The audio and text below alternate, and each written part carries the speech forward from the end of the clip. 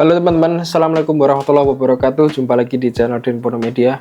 Oke teman-teman, jadi di video kali ini saya ingin sharing kepada kalian bagaimana caranya untuk melaporkan kasus penipuan. Dalam hal ini misalnya penipuan dari Shopee Paylater ya, menggunakan transaksi QR. Jadi bagaimana cara kita melaporkannya dengan harapannya itu saldo kita bisa kembali. Nah jadi teman-teman ya, ini posisi saat ini jam berapa ini? Hampir jam setengah 2, jam 2 lah, setengah 2 malam ya. Itu tadi saya itu dapat komentar ya di channel YouTube saya, dia ada orang yang kena penipuan, tanya gitu, dia kena tipu 740.000. Nah itu saya sudah tanya transaksinya itu kapan dan lewat transaksi apa, apakah kris atau gimana. Nah si orang ini jawab transaksinya itu masih baru banget teman-teman, jam 23, berarti jam 11 malam ya, dan transaksinya lewat QR.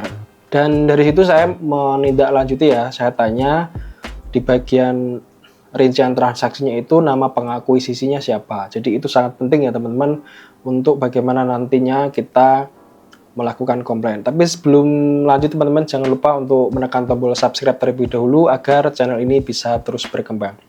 Jadi teman-teman, proses untuk kita melaporkan itu kita ada beberapa langkah ya. Ini saya mau cerita sedikit. Kalau misalnya kita menjadi korban penipuan, dalam hal ini penipuan Shopee ya, kemudian transaksinya lewat scan QR, nah itu kita ada dua cara ya. Kita komplain ke CS Shopee-nya langsung, dan juga kita komplain ke penyedia penerbit QR itu sendiri. Nah, menurut saya itu ada step-stepnya ya. Yang pertama, kita tentunya mengumpulkan bukti-buktinya dulu teman-teman ya. Jadi bukti transaksi dan lain sebagainya kita simpan dulu, screenshot gitu misalnya. Kenapa? Karena kalau kita langsung komplain ke CS Shopee, pasti akun kita akan langsung dibatasi. Nah, apa efeknya? Efeknya kalau misalnya dibatasi itu, kita nggak bisa lagi membuka akunnya karena dibatasi. Maka dari itu kita awalnya itu mengumpulkan dulu data-datanya, bukti-buktinya seperti itu teman-teman ya. Terlebih lagi kalau misalnya transaksinya lewat QR, itu teman-teman cek di menu Shopee Pay, kemudian transaksinya itu tadi yang lewat scan QR itu tadi dicek, lalu di bagian detail transaksi, pokoknya nanti bagian detailnya lihat nama pengakuisisinya siapa. Misalnya kalau GoPay, nah itu kita sudah tahu nama penerbit dari QR-nya itu sendiri. Setelah itu kita menghubungi CS GoPay teman-teman. Ini penting ya, kenapa kita harus langsung komplain ke penerbit dari QR itu sendiri, karena proses pencairan dari transaksi kris itu atau QR itu 1 kali 24 jam biasanya seperti itu. Makanya di sini penting kita untuk langsung komplain dengan harapannya itu transaksinya biar bisa ditahan oleh pihak penerbit, dalam hal ini misalnya GoPay, seperti itu teman-teman.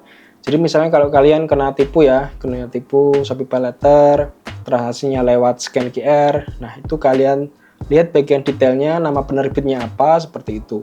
Kalau misalnya di sini GoPay, kita sesegera mungkin laporan ke GoPay, hubungi lewat telepon ya, lewat telepon ke CS GoPay-nya itu, lalu kita informasikan kronologinya bahwa kita itu kena tipu dan menggunakan layanan dari GoPay. Lalu kita jelaskan saja kronologinya gimana dan kasih bukti-buktinya seperti itu. Semakin cepat kita komplain itu lebih baik ya teman-teman, karena seperti yang saya bilang tadi, itu proses pencairan di kris itu 1 kali 24 jam, makanya harus segera komplain seperti itu teman-teman ya. Setelah kita komplain ke pihak GoPay, selanjutnya kita komplain ke pihak CS dari Shopee Pay atau CS dari Shopee gitu maksudnya. Biar dari sisi aplikasinya, dari sisi Shopee itu juga menindaklanjuti transaksinya di akun kita, seperti itu teman-teman ya. Cara ini secara logika itu memang potensi banget ya untuk kita bisa membatalkan transaksinya. Pokoknya selama saldonya itu belum cair ya, belum 1 kali 24 jam, itu kita berpotensi untuk bisa membatalkan transaksinya, seperti itu teman-teman ya. Selama proses dari CS-nya itu atau pihak dari kris-nya misalnya itu bekerja lebih cepat. Kalau enggak ya mau gimana lagi, kalau saldo sudah cair ya transaksinya nggak bisa dibatalkan. Paling ya QR-nya yang disuspend. Cuman kalau misalnya QR-nya disuspend kan transaksinya sudah masuk ke kris tersebut dan tagihan akan masuk ke akun kita, seperti itu teman-teman. Jadi sia-sia. Makanya misalnya kalau kalian menjadi korban penipuan Shopee Paylater lewat transaksi QR itu sesegera mungkin langsung komplain ke penyedia krisnya seperti itu teman-teman. Jadi seperti itu ya. Mungkin kalau kalian masih ada pertanyaan silahkan komen saja di bawah. Ini saya bikin video itu ya dalam artian darurat lah, karena ini ada yang komen juga, maka saya buat langsung saja. Misalnya kalau kalian masih ada pertanyaan silahkan komen saja di bawah, nanti kita diskusi di sana seperti biasa teman-teman ya. Misalnya kalau mau WA juga boleh, itu detail kontaknya ada di profil YouTube saya di Den Purno Media, bisa DM Instagram juga, silahkan bebas, gratis, nggak dipungut biaya sama sekali. Oke, sekian dulu video kali ini, semoga bermanfaat. Wassalamualaikum warahmatullahi wabarakatuh.